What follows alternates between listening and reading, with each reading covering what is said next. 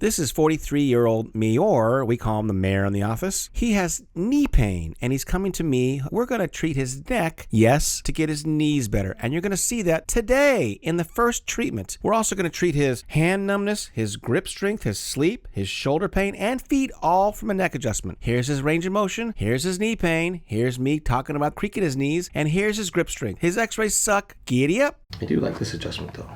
It's a game changer. That was good. That was really good.